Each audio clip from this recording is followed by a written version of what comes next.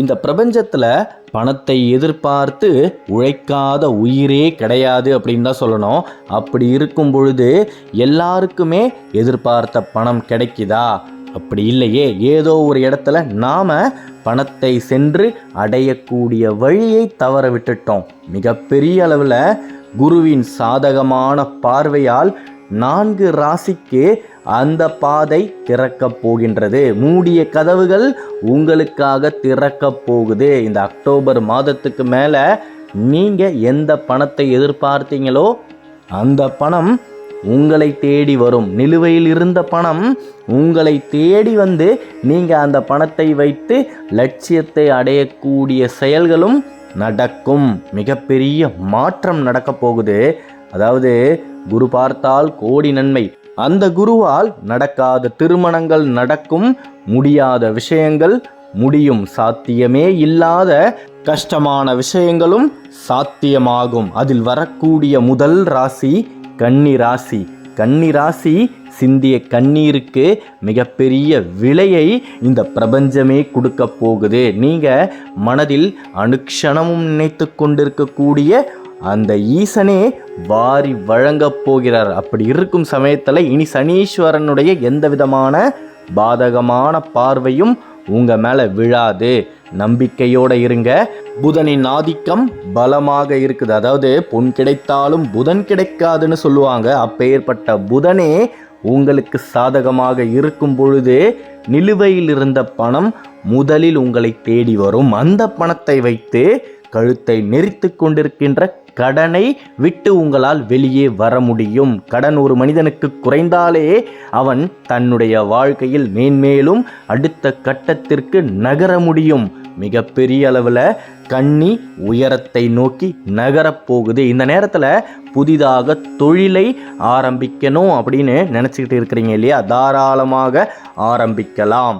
விநாயகருக்கு ஒரே ஒரு சிதறு தேங்காயை உடைத்துவிட்டு அந்த தொழிலை நீங்கள் தொடங்குங்க.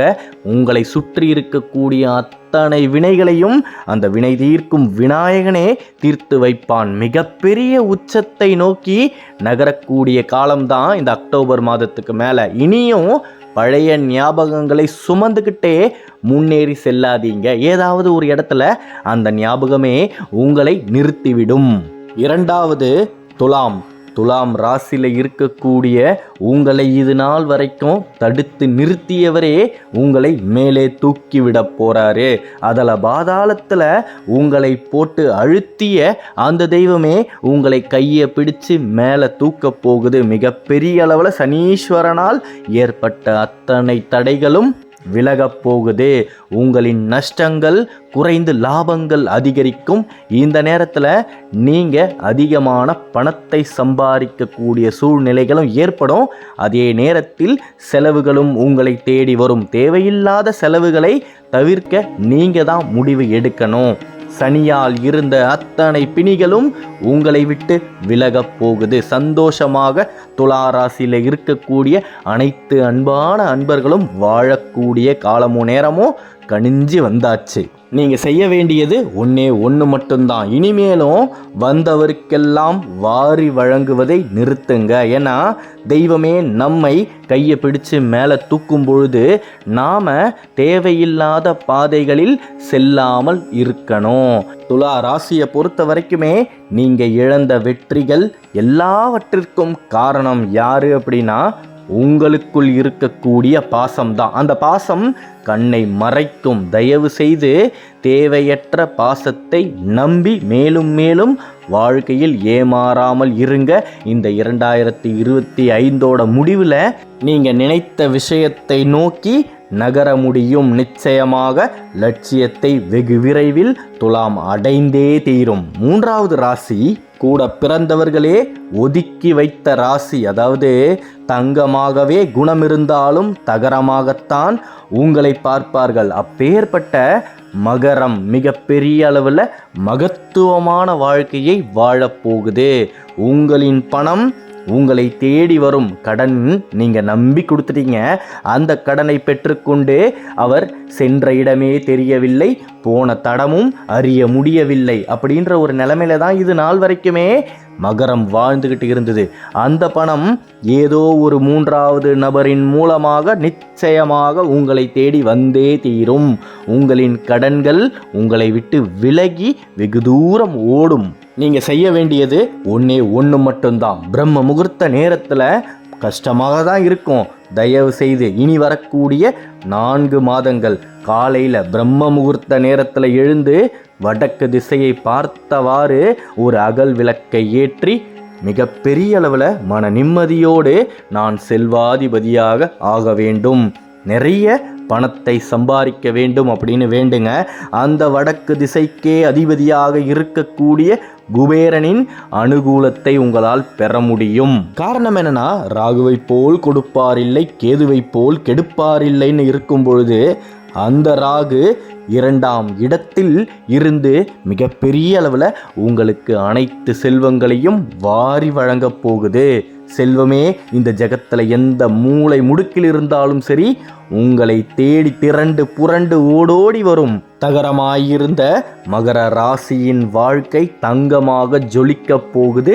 நீங்கள் வாழ்க்கையில் மேன்மேலும் உயரப் போறீங்க. 2026 தொடங்கும் பொழுது மாறுபட்ட வாழ்க்கையை ஆரம்பிக்கக்கூடிய சூழ்நிலைகள் ஏற்படும். அதாவது பழைய கசப்பான நினைவுகளை கடந்து புதிய வாழ்க்கையை தொடங்க முடியும். இறுதியாக கோடீஸ்வர யோகத்தை பெறக்கூடிய ராசி தனது வாழ்க்கையையே பிறந்ததிலிருந்து இது நாள் வரைக்குமே அடுத்தவருக்காக அர்ப்பணித்த ராசி விருச்சிகம். மிகப்பெரிய உயரத்தை நோக்கி விருட்சமாய் வளரக்கூடிய நேரமும் காலமும் பிறந்தாச்சு. இது நாள் வரைக்குமே கூடவே இருந்து குழிப்பறிக்கின்றார்கள் என்று தெரிந்தும் அவருக்காக பணத்தை வாரி வாரி வழங்கி நஷ்டத்தை மட்டுமே அடைஞ்சிக்கிட்டு இருந்தீங்க இல்லையா? இனி எந்த ஒரு நஷ்டமும் உங்களுக்கு ஏற்படாமல் இருக்கும். குருவின் அமோகமான பார்வை உங்களுக்கு இருக்கு.